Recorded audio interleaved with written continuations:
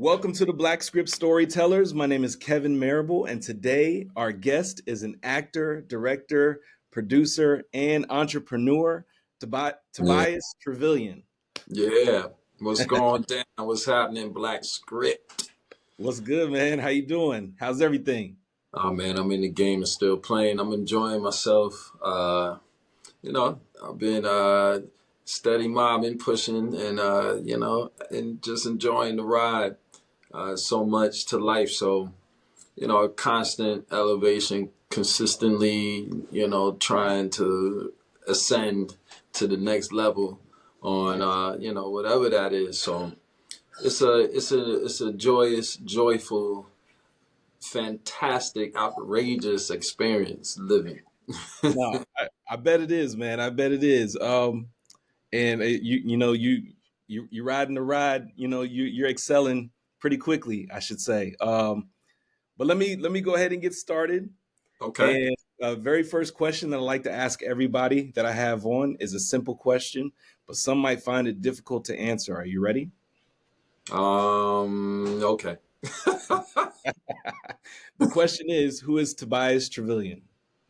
Who am I? I mean, I'm many things. I'm very dynamic. I'm not just one thing. I think at the core, I'm God's child.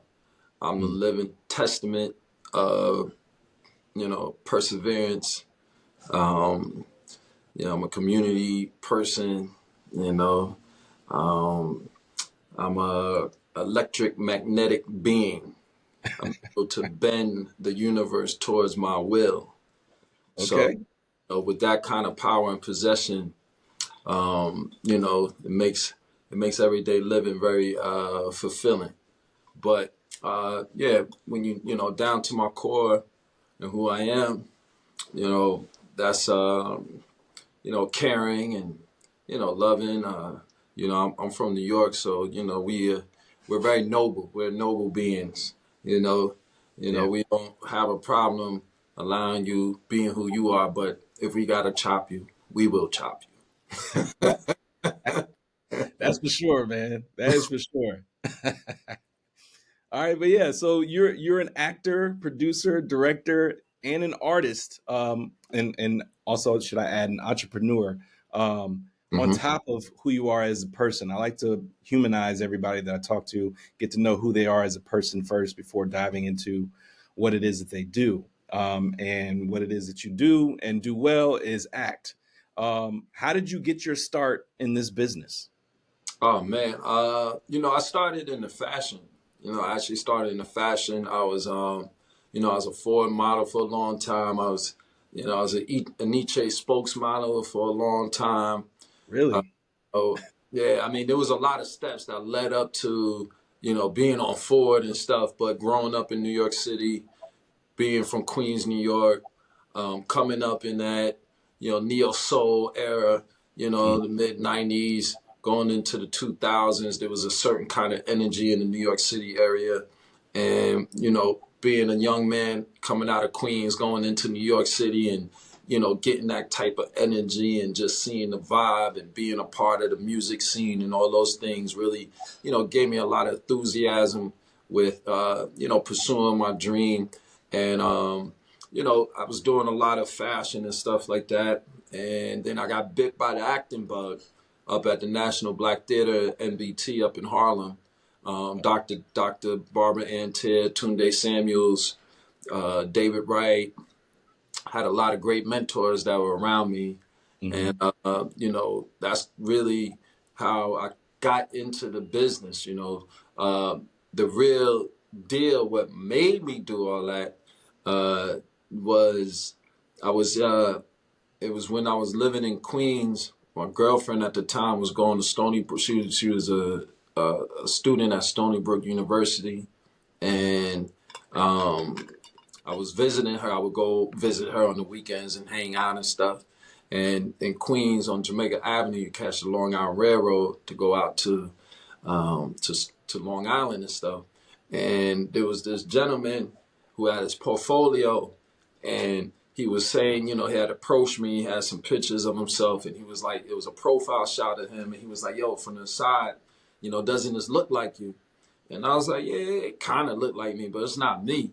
And you know, people had told me, yo, you should model, you should try this. And me being from Queens and the type of neighborhood I grew up in, I was like, man, I'm not doing none of that stuff. I'm like, get out of here, man. I ain't into that. And you know, the gentleman, he was actually rode the train with me. We, you know, the train ride was about 40 minutes long, 45 minutes long. And on that train ride, he just was just like encouraging me. He was just like, yo, Tobias, man, you could do this, man. I'm telling you, you got what it takes to do this. You know, you could really, you know, make it and stuff like that. Mm-hmm. And he was the one that kind of like pushed me over the edge. And I took some money, I had some cash, and I went out and I got some professional pictures taken. Mm-hmm. And you know, once I commit myself to anything, you know, it's 100, you know, 180%, Yeah. and that's what happened. You know, that's the real story. You know, he like pushed me over the edge, and then I went out and I got some professional shots. I mean, it's a hell of a grind in between there, but Right. you know, I was working in and working those comp cards and pushing it out there, and I started meeting people, networking, and you know, 20 years later, you know, I'm here talking to you. 20 years later, it led you to me, man. Yeah, Yeah. um, so okay, so you said that's like mid to late 90s, maybe early 2000s. It's that era. absolutely. Yep. And then so you got into modeling, and then from modeling you transitioned to theater. Yep. Did you act in theater, or did you just have some mentors from theater that kind of trained you up as an I actor? mean, it's both. It's both. You know, when you think about the Black Theater from the Negro Ensemble Company, you know, you think of all our greats, Sam Jackson, Denzel, you know, Yeah. this, you know, Oba Baba Tunde, all these greats that came through any NBT, any, you know, NEC, you know, I stand on their shoulders, you know, in New York. It's you know, we're a theater place, so you know Mhm. you're gonna have these quadruple threats, triple threats. You know, the theater is, you know, who we are. You know, that's where we get our chops. That's how we you know, cultivate and grow and learn. Right. Yeah, that's what happened. You know, I had, and they embraced me. And when I got into NBT at the National Black Theater, and I had some, you know, great mentors around me who really, you know, schooled me to, you know, the history of the Black Theater, the history of the craft, and really started to, you know, nurture me in that sense, to Hmm. where, you know, I was able to, you know, to be able to stand upright and be able to find myself and find my voice, and also had a community of people who were, you know, like-minded and understood I was, you know, this ingenue coming up, and being able to support that and give me, you know, and nurture me. And, you know, through that and just being on stage, it was like, man, this is all right. I really enjoyed it, because in the fashion world, it was very fickle to me. You know, Hmm. you got, you know, you look at any you know, you look at any catalog, you know, there's like, you look at Macy's catalog, you got like four white cats, and you got one brother, you Yeah. know, and you got all the best looking brothers in New York City going after this one job. And then they would take your portfolio, and they might not even like look up at you, and they look at your portfolio and they're like, all right, thanks, and move on. But when I was able to, you know, get into acting and then say, oh, wow, I can insert my personality into the audition. I can speak. I can, you know, Hmm. it was like, that was it. I was like, oh, yeah, this is what's up. Now I can separate myself from all Yeah. the other great looking brothers that were, you know, in the city and things like that. And I just, it was, you know, feeding me at that time. It was something that was new. It was something that was, you know, exciting. It was just so much that was going on. And then even on my first play, I won a Delco Award, which is a prestigious Black theater award, and I Yeah. won the award for best male in a musical just on my first, like my first, you know, play. And it was just on, and I was just relentless with my commitment, relentless with learning the craft, and just wanting to ascend in that Yeah. space. So, you know, that's just the vibe, you know, the energy, you know, New York City energy. We're always very go get it, you know, Yeah. make it kind of feeling. So that's who I am. So let's fast forward to today. Um, First Lady of BMF. First Yeah. and foremost, congratulations on being nominated for an NAACP Image Award for First Lady of BMF. That is an amazing accomplishment just to be nominated. But I'm sure you and the entire cast and everybody involved is very excited about that. Thank you, thank you. Yeah, we're nominated. We need everybody to go out and vote. You know, if you haven't seen the film, we're nominated for two categories: Best TV Film and Best Director, Vivica A. Fox. And Yes. I really truly can say that I pour myself into that, and Yeah. any acknowledgement from our peers and stuff like that is much gratitude, and I'm grateful for that. Absolutely, man. Absolutely. And just to continue on, you played Harvey in the film. Yeah. If you could, can you speak on your character, who your character is in the film, who you portray, and what the film is about? Yeah, the First Lady of BMF. This is a true story by Tanisa Welsh. Tanisa Welsh was one of the pioneers in the BMF family, the Black Mafia family in Detroit. We're talking about street activity in the late '80s, mid '80s to going up into the '90s. Um, she was, there was, you had the BMF story that was happening, and Tanisa wanted to basically tell her story. Because the series was kind of not really focusing on her character and telling the story the way she lived it. So she Right. wanted to tell her own story. And I played Harvey. Harvey was her first husband, Mhm. boyfriend or husband. Yeah, first husband. That's right. First husband who introduced her to the game. Introduced her to the game. She was a young lady. They met in a club. He was flashy. Talking about Detroit. What up, though? All my people out of Detroit. Right. Um, Shout um, out to Detroit, man. she showed him. He showed her the game, and she really, wanted to ascend in that space. He was a abusive husband. They had their, trials and tribulations they had to go through, Right. and she ascended and she really established, what BMF, who BMF is. So, like I said, Tanisa Wells, kudos to her for just wanting to be able to tell a story. And, filmmaking and cinematography is very powerful. So, what other, platform or art to, express your story than through film. So that's what Right. she wanted to do. I was fortunate to be cast as Harvey, and, we're playing real life characters. So that kind of guy, it was, maybe not a character that I would maybe gravitate to right now in my career, but it was like a true story. So I was like, you know what? This is Yeah. cool. I could do this. I'm not mad at this because I want to shed light on her story. I wanted to be a part of it. I wanted to work with Leon. I wanted to work with Vivica Fox, and Right. my homegirl Michelle Mitchner, who played Tanisa in the space. We had a great time shooting it, and I enjoyed it. And we're nominated for an Image Award. So Man. Yeah. Congratulations again, and shout out to them. Um, I was going to ask you, what was it like working with Vivica A. Fox, especially as a director, from the director standpoint? yeah. Can you give me a little insight as to what it was like working with her?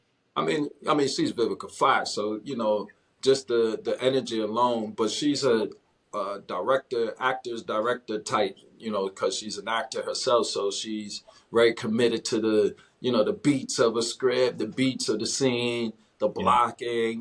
We get to talk about it, work it out. There was even moments where my leading lady Michelle, she actually was breastfeeding her daughter or son, breastfeeding her. I think it was her daughter, breastfeeding her daughter at the time, and she would have to take breaks in between because they had a particular schedule. So, you Right. know, Viv would come in and fill her place. So then I was, be in scenes with Viv, and it was fun because I'm like, oh man, I'm in a scene with Viv, and we had just great chemistry. Yeah. We're very focused on the goal because making a film is not easy. Independent films, you might not have all the bells and whistles as a major studio film.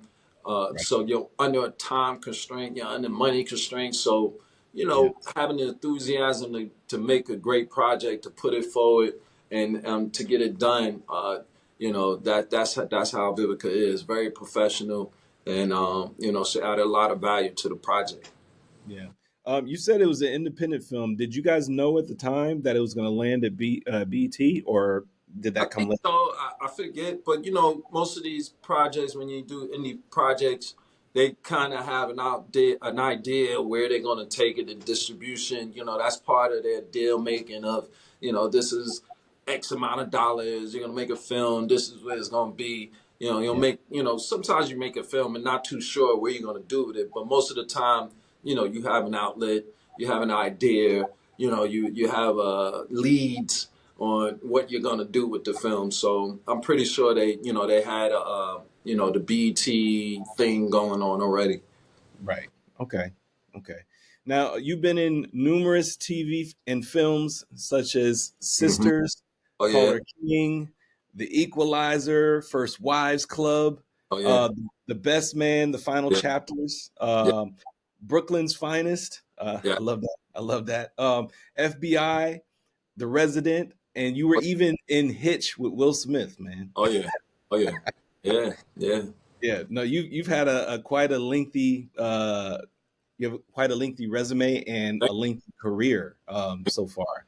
Yeah, yeah, yeah. Yeah, I'm blessed. I'm almost to 100 credits. I mean, like, wow. yeah, I never set out, looking for accolades or, I was always taught to do the work. That was one of the things at NBT that I was taught, to do the work, do the work. yeah, Even thinking about, characters like D Major on Empire, it was like, do the work, do the work. yeah. It's Empire. always, do the work kind of mentality. And, the numbers stack up. They start stacking up. Time passes. You're like, wow, you look back and it's like the work is actually catching up to me. Like I'm Yeah, still trailblazing, and these things are starting to catch up to me. So right. you know it's I appreciate it, and I'm grateful and I'm thankful that I'm able to be on the Black Script and people recognize me, and you know just being able to being a force in the industry. Absolutely, man. And I just to elaborate on what you just said, man. Of course, we recognize you. That's a part of what the Black Script does. Is we want to be able to shed light and give spotlight to a lot of those who have been putting in the work Yeah, for numerous years, and a lot of these other outlets and publications and media don't really hone in on what it is that you do and give you the spotlight or the time of day to to highlight your career or highlight you know the accolades, the amount of work and time that you put in. But you have a fan base. You have a lot of people out there that love to see your work and want to know more about you. So yeah. Thank you. um, yeah, I'm glad that we are able to make this connection and be able to do this, man, for sure. Absolutely, absolutely. Yeah. So what is the Tru Talent Workshop? A Tru Talent Workshop is my give back to the community. Uh, as a singer, you want to sing. You pick up a mic, you sing. If you're a musician, you grab your instrument, you start playing. But Mhm. as an actor, you need so many different variables, different things to happen so that you can flex and show your stuff. So this Right. was my way of giving back and wanting to create a space for people so that they can flex their artistry as an actor, and Mhm. wanting to find a place where they can hone in their craft. It's a safe space. We've been having great workshops. Mhm. A lot of people have been coming through. We're about almost maybe a month and a half in with it. I do it weekly, and this is with my downtime when I'm not on set or traveling a lot. Right. This is the way that I can stay committed and have my feet on the ground.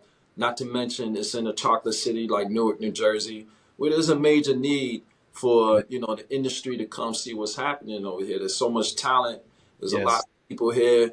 There's talent that needs to be developed, and they don't know where to go, how to do it, how to go about it.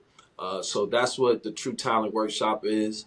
It's a gym. It's a gym for an actor, a young actor, even if you're whatever level, skill level you are. to be able to come in and flex and you know, show us and just work on your skills. You know, do all the wrongs here so that when you get on the set, you're able to have some sort of framework, an idea, and confidence in your work and approach to your work. Absolutely. And so, do you give lessons, or do you have people in place that actually teach or show the actors that come and attend in attendance?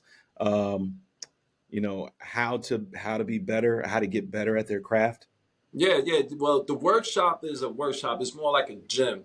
You may get Okay. a lot of general notes and things of that nature. The teaching is actually stuff that I might be saying hands on that you would have to pick up. Now, I actually teach classes, which are totally different when we get into, you know, scene study, character development, you know, Mhm. breaking down scripts and things of that nature. That's the actual like my classes where we're doing intensives. You know, you're gonna be spending multiple hours with me or over a course of a time building on, you know, on certain steps. The workshops are more like a gym, you know, get up in there, let me see what you got. I Yeah. try to direct you, tweak you, give you some ideas to think about, and then you got to kind of go home, do the work on your own, and then come back and, you know, show us what you have. So the workshop is a gym. My classes are separate, and you know that's like more like the Tru Talent classes. You know, I teach an audition technique and different stuff, but the workshop's more of a gym to come in and flex, and the classes are separate where we get into more detail of my method and more detail on, you know, how to approach your work. Okay. Okay. Cool. Cool. And I don't know if I didn't quite hear if you mentioned where the location is. Does the location change? Yeah, no. Well, it jumps around, but right now we're in Newark, New Jersey at Okay. 505 Clinton Avenue, which is the Gant and Gilbert Arts Collective building. It's right on Clinton Ave, 505 Clinton Avenue. Uh, the way you would need to be participate in the class, and then I make it super affordable. It's like, you know, it's like $20 just to come in here and flex. Yeah. Um, but you will have to join the Tru Talent Workshop Facebook group.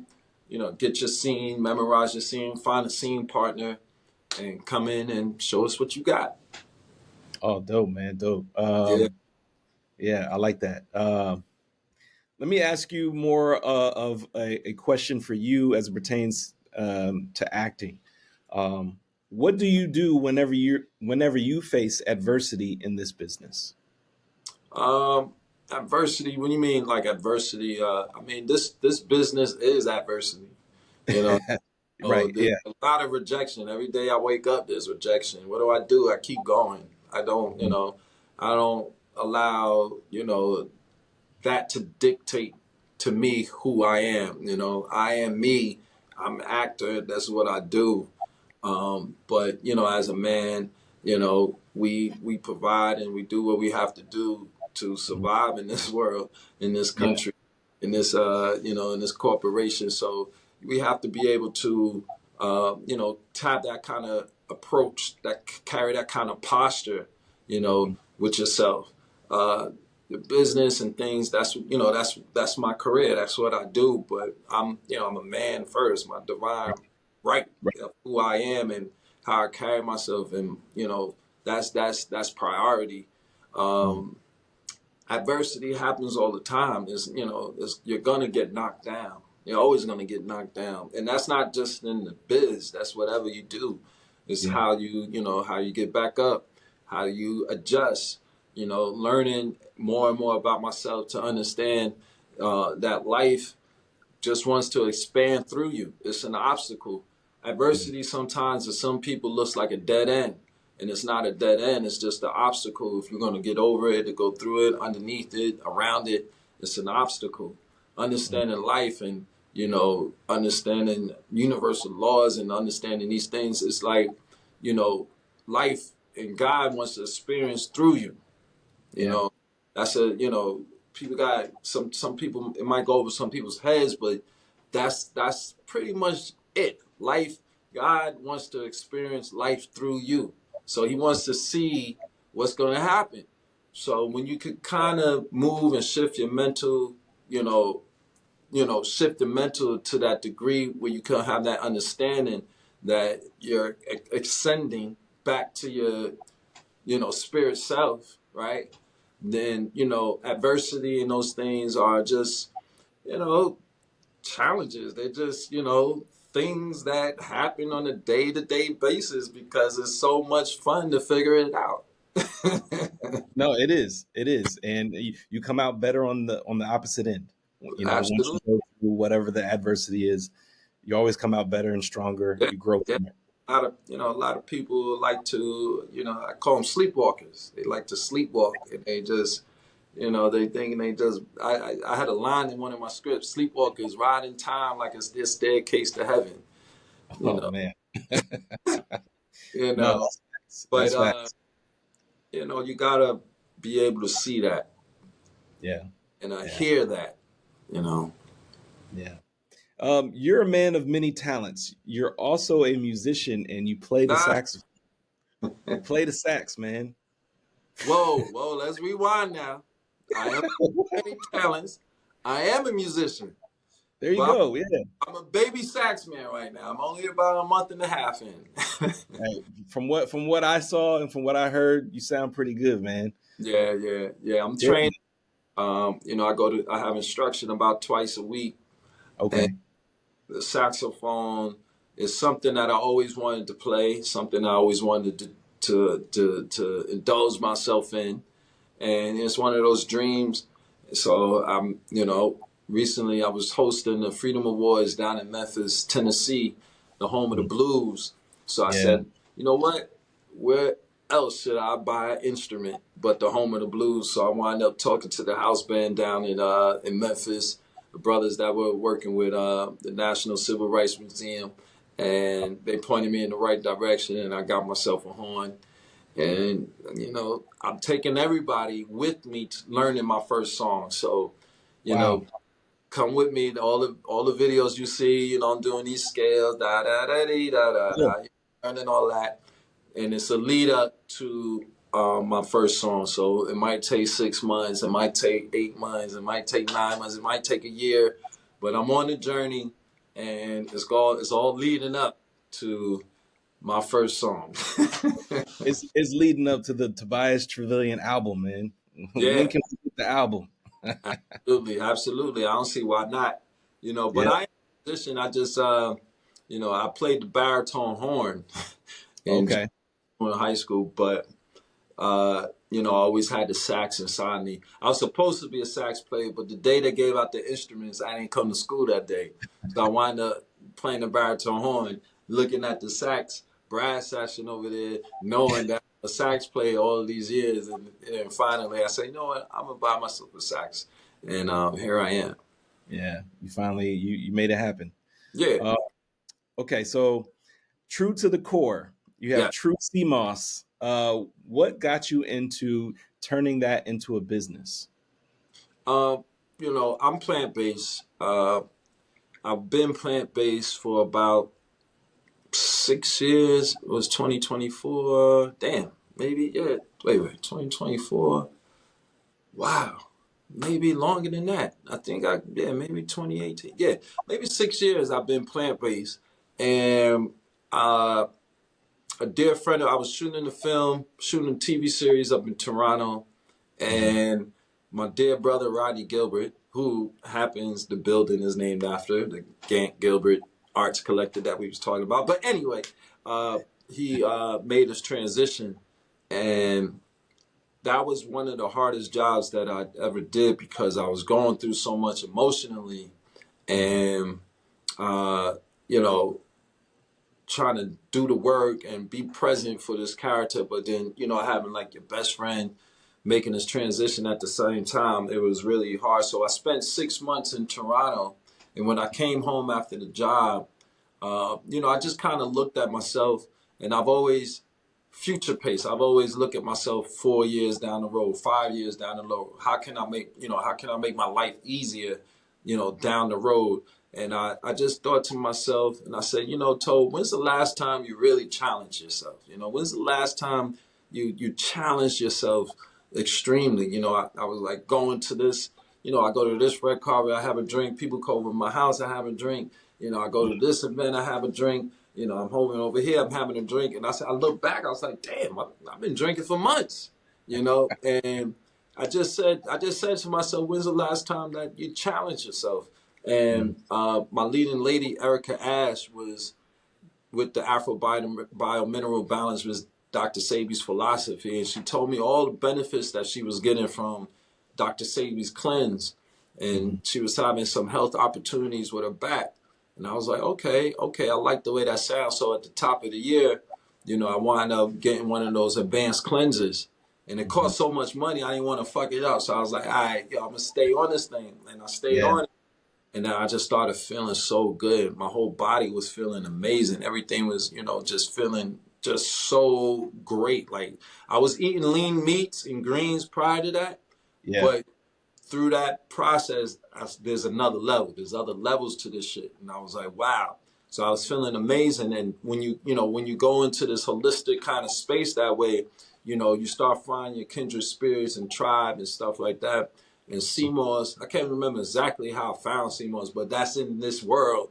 Yeah. I found the CMOS, and then I was using it, and I was just getting so much benefit from it.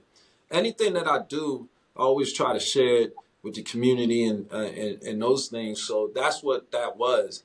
It was like everything. I don't like to be preachy, but I just try. I've had so much benefit from it.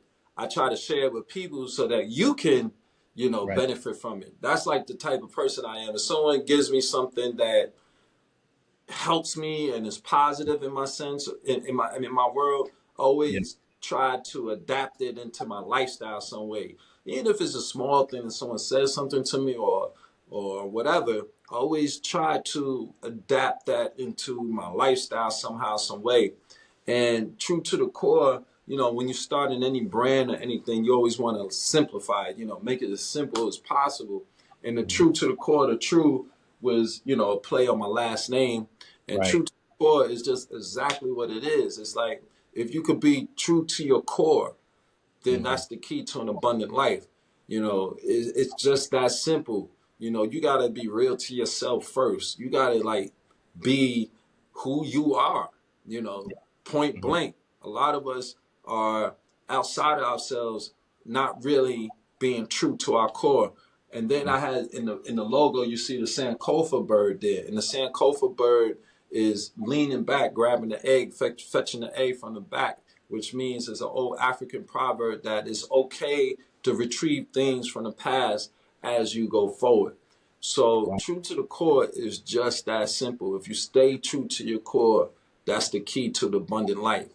Now, the brand itself, true to the core, I sell CMOS, I sell, merch and things like that. But the logo and the brand is just being who you are.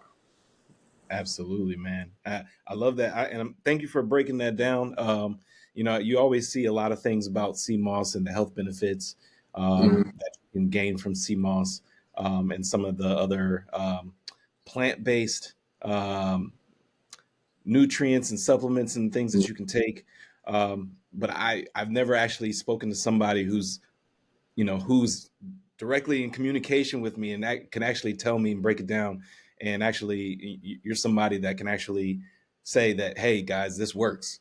Yeah, yeah, Uh, yeah, yeah. absolutely. I mean, I got some right here because I knew we'd be on the interview, but Oh, this basically, is there you go. down. Yeah. And if you haven't heard it, CMOS has 92 out of 102 minerals. Right. We're made up of minerals. So Yeah. the minerals bring the oxygen to your organs and your body. What this does, it goes inside your body, and wherever the weak areas are, it's like patchwork. It starts patching all the weak areas. And they say that all diseases starts in the mucus from the processed food, the cheese, the dairy, the eggs. CMOS helps eliminate the mucus out of the system. Your health is in your gut. If you have a healthy gut, most of the time your overall immunity and health are up. Mhm. So, CMOS being a natural diuretic, you want to have a healthy gut. People are not moving for every other day. You should be moving all the Yeah. time. You eat 3 meals, you should be having 3 meals coming on out. But Yeah. people aren't doing that because they're constipated and they're backed up. And this is what's causing the disease. This is where the inflammation and all these things that are happening. A lot of times we're not even fat. we're inflamed because of the meat, the cheese, the dairy, the eggs is causing inflammation in the body. So sea moss is a superfood. There's superfoods on this planet that give you just tremendous benefit just from eating them. You know, they're a superfood. You got foods, then you got superfoods. Right. Things that are gonna be like, yo, you eat this, this is the shit. This is gonna hook you up. This is gonna help you a lot. And sea moss being one of them. So I found it. I use it every day. You can put it on your skin. You can put it in your hair. Put it in your smoothies. And you know, it was just another way of how I like to give back.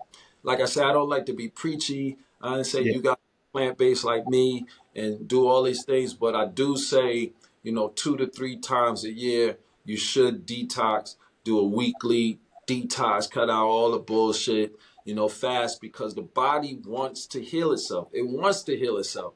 It's Mhm. just you have to create an environment inside of your body so that it can regenerate. But if it's always constantly kicking out bullshit and alcohol and this and sugar and that and all this, it never gets a chance to rejuvenate.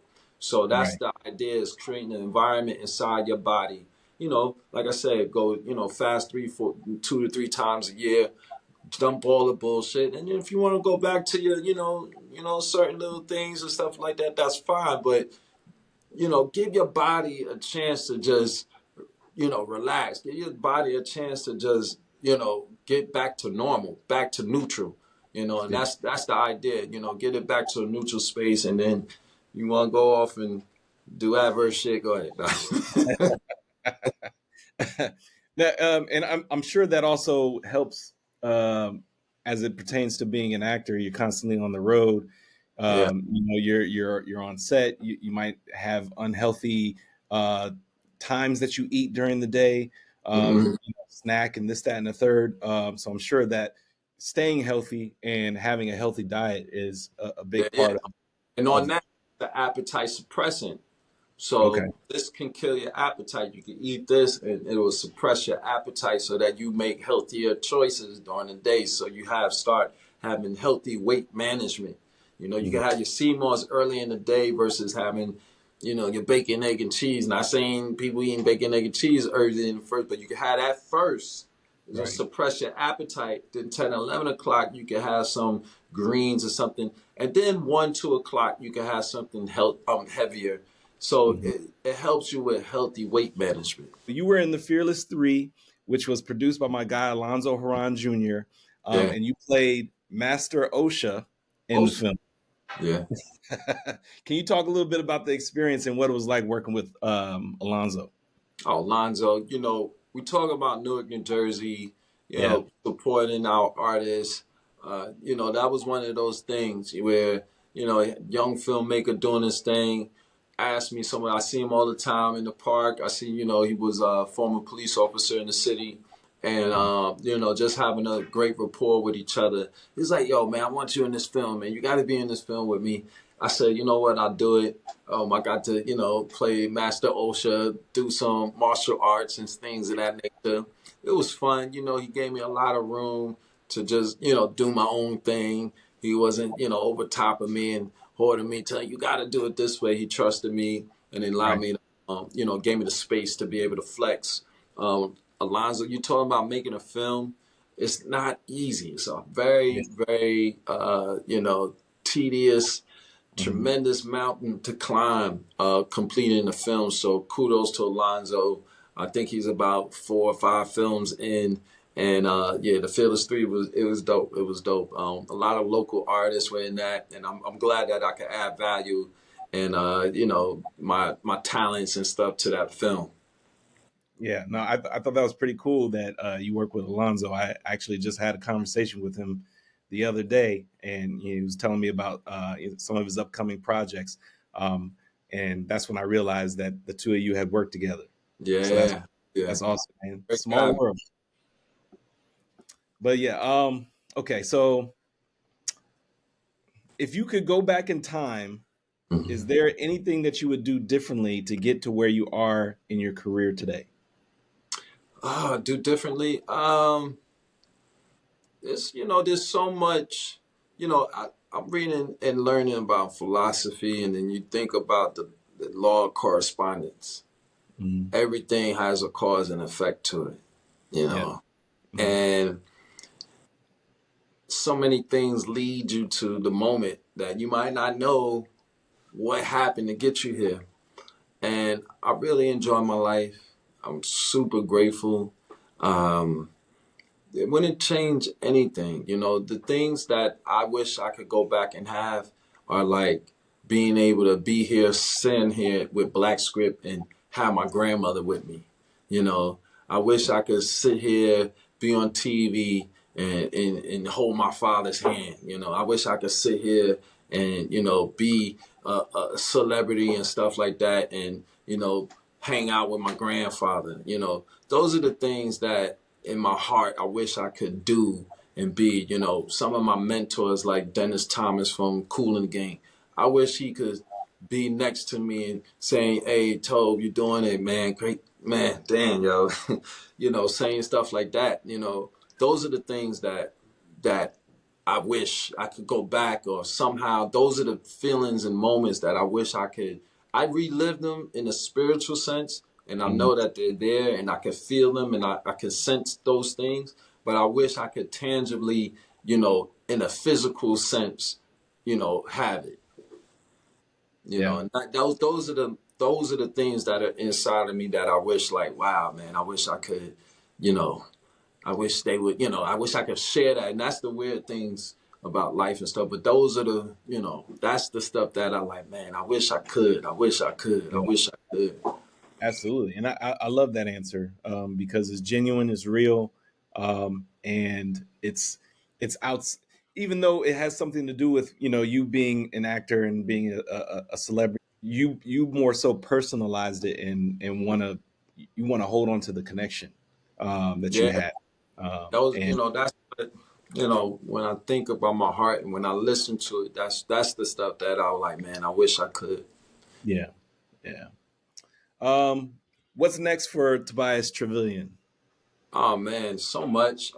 You know, we're coming out of strike, so Mm. things are flooding in. You know, I have a film called Black Terror that Okay, was premiered at the Cannes Film Festival in France last year. So be on the lookout for that. I also, my dear friend Jessica Care Moore, who's the poet laureate out of Detroit. What up, though? To all my people in the D, we have a film called "He Looked Like a Postcard," which will be coming out this year. And hmm a couple other projects, can't really speak on it just yet, but those hmm things are happening. And I'll be producing a couple of things, you know, working on my Tru Food platform and stuff, and just providing more healthy options for the people. I got a cookbook that's coming out.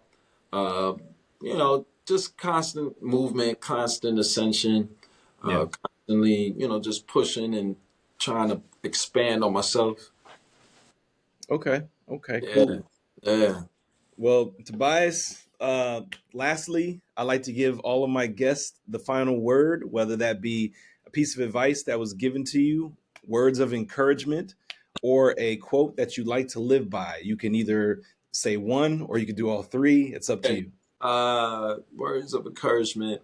You know, I love James Baldwin. Fires can't be made with dead embers. Just like, you know, enthusiasm can't be led by spiritless men. Enthusiasm in our daily work lightens effort and makes task a pleasant, a pleasant enjoyment, something like that. But basically, to have enthusiasm with whatever you do.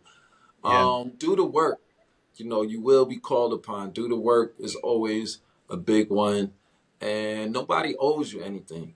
You know, nobody owes you nothing. Like you have to go out and you know, put in and you know, make it happen for yourself. One thing I would definitely say, and this is key, is that there's a few things, but uh, this thing is self mastery. You know, this life is self mastery. So think about that. No one else is supposed to master you. You're supposed to master yourself. Yeah. So that's key. You know, thinking about those things. Yeah, self-mastery and understanding that we are spirit. You know, we're spirit first, living in the physical. Right. You know, if that helps anybody. A lot of times we like to put the physical first and then spirit second. You know, oh, I'm spiritual. You know, I'm not into Islam. I'm not into Christianity. I'm just spiritual. You Mhm. know, and that's putting physical before the spirit, and that's Yeah. backwards. We're Yeah. spirit first, living in the physical. So when you could kind of remind yourself of that, because the world will have you, you know, tripping and forgetting who you are. You Yeah. know, once you could kind of remind yourself that you're a spirit being living in this physical vessel, this body, you know, I think it will help. It will help a lot in your own projection, and it will help a lot in your own ascension. So Yeah. it's something to Absolutely. remind yourself of, because we're caught up in the world of illusions. That we are, man. That we are. Well, Tobias Truvillion, thank you so much for giving us your time, your expertise, your knowledge, for being patient as well. I truly appreciate it. And yeah, Tobias Truvillion, everybody. Thank you, Black Script. I appreciate it. I enjoyed this. Yes, yes.